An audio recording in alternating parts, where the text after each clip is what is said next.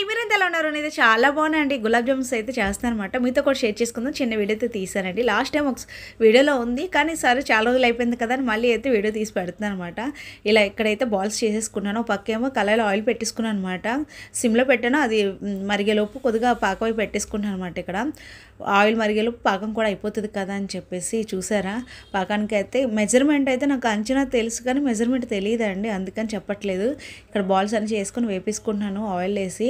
ఇలా స్టార్టింగ్లో సిమ్లో పెట్టుకోవాలి, ఎందుకంటే లోపల వరకు ఉడకాలి కాబట్టి. హైలో పెట్టేస్తే కలర్ మారుతుంది కానీ లోపల ఉడకదు, పచ్చిగా ఉంటుందండి.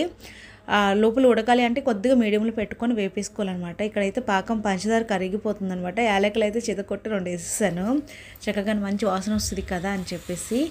ఇక్కడ ఏంటంటే ఫాస్ట్ ఇది ఎందుకు చేస్తున్నానంటే సడన్గా అక్క వచ్చింది, పాపకేమో కావాలనేసి అనడంతో అక్క వాళ్ళ పాప ఫోన్ చేసి పిన్ని మొన్న వీడియోలో చూసిందంట గులాబ్ జామున్ చేయడం.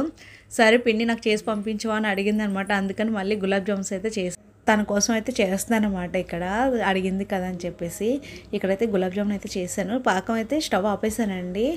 ఇవైతే బాల్స్ వేగిపోయాయి అనమాట. వేగిపోయి తీసుకుంటున్నాను అనమాట. పాకం ముందు ఆపేసాను కదా, దీంట్లో వేసేసుకున్నాను. పంచదార పాకం అయితే కొద్దిగా పంచదార కరిగి తీగ పాకంలాగా వస్తే సరిపోతుందండి, ఎక్కువ పాకం అవసరం లేదు. ఎక్కువ అవడం వల్ల ఏంటవుతుందంటే ఆ పాకం అంతా గులాబ్ జామున్స్కి పట్టేస్తుంది అనమాట. తిన్నప్పుడు అంత అనిపించదు. ఇలా ఉంటే టేస్ట్గా బాగుంటుంది అనమాట.